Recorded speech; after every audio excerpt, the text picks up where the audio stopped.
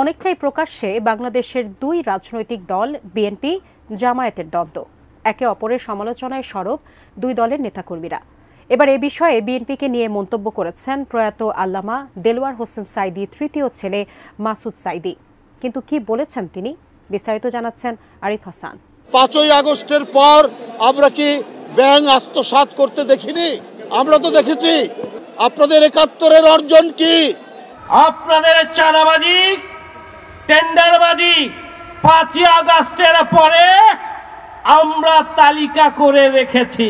ওই যে কে যেন আজহার নাকি মাজার একজন আছে, আগে ওরা খাইছে এখন এরা খেতেছে না, কি বলছে না? ভাইরে, রাজনীতি করবেন স্বনামে আসে। একদল খাইছে আরেক দল খাওয়ার জন্য রেডি হয়ে আছে।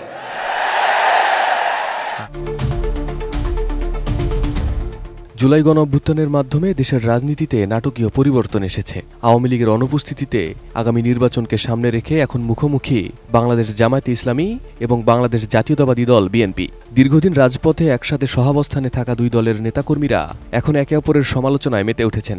এবার সেসব বিষয়ে কথা বলেছেন প্রয়াত আল্লামা দেলোয়ার হোসেন সাঈদীর সেজ ছেলে মাসুদ সাঈদী। সঠিক প্যাড আর সঠিক তথ্য দিয়ে এসব সামলে নিব এক হয়ে। Mona Lisa sanitary napkin. 9 জানুয়ারি নিজের ফেসবুক পোস্টে মাসুদ সাঈদী উল্লেখ করেন, বাংলাদেশ জাতীয়তাবাদী মুক্তিযোদ্ধা দলের প্রোগ্রামে বাংলাদেশ জামায়াতে ইসলামী এবং বাংলাদেশ ইসলামী ছাত্র শিবির সম্পর্কে কিছু বিদ্বেষমূলক ফেস্টুন ও মঞ্চে রাখা বক্তব্য বিএনপি জামায়াতের সম্পর্কের মধ্যে চরমভাবে বিভাজন উস্কে দিবে। আজকের এই প্রোগ্রামের পরে দেশবাসীর মনে প্রশ্ন দেখা দিয়েছে, বিএনপির শীর্ষ নেতৃবৃন্দের অনুমোদন নিয়েই বিএনপির কিছু নেতা এসব বক্তব্য বিবৃতি দিচ্ছেন কিনা। মাসুদ সাঈদী বলেন, মুক্তিযুদ্ধের চেতনা নামক যে ব্যবসা বিএনপি করতে যাচ্ছে, সে ব্যবসা যে একটি অলাভজনক ব্যবসা এবং এতে চেতনা ব্যবসায়ী দল ও দেশের ক্ষতি হয়, তা তো এখন আর কাউকে চোখে আঙ্গুল দিয়ে দেখিয়ে দেওয়ার প্রয়োজন আছে বলে মনে হয় না। চেতনার এই ব্যবসা করে আওয়ামী লীগই তার পুঁজি ঠিক রাখতে পারে নাই, আর নব্য যারা এই ব্যবসা করার চেষ্টা করছেন তারা তো তাদের আমছালা সবই শেষ করবেন। বিএনপির শীর্ষ নেতৃবৃন্দের কাছে জিজ্ঞাসা, আওয়ামী লীগ যা করে নিজ ও দেশকে ধ্বংস করেছে, সেই সব কাজ বিএনপির মতো জনপ্রিয় একটি দলের করাটা কতটা যুক্তিযুক্ত, কতটা গ্রহণযোগ্য।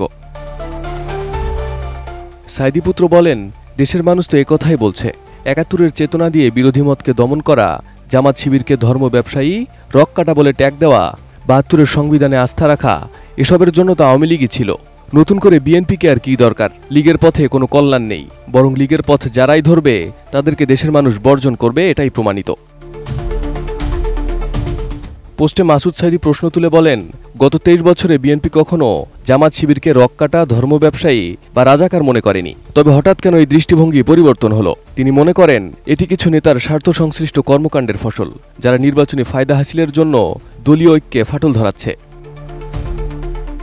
সাঈদী পুত্র জানান, দেশের মানুষ বিএনপি এবং জামায়াতের মধ্যে কোনো ভাঙন দেখতে চায় না, বরং দেশের বৃহৎ দুটি দলের ঐক্যবদ্ধ প্রয়াসে ফ্যাসিবাদ এবং মুজিববাদ চিরতরে নির্মূল করার আহ্বান জানিয়েছেন তিনি। তার মতে, বিভাজনের রাজনীতি, সংঘাত এবং অনৈক্যের পথ পরিহার করে সমন্বয়ের পথে হাঁটতে হবে। এটি শুধু দুই দলের নয়, বরং দেশের জনগণের জন্যও প্রয়োজন।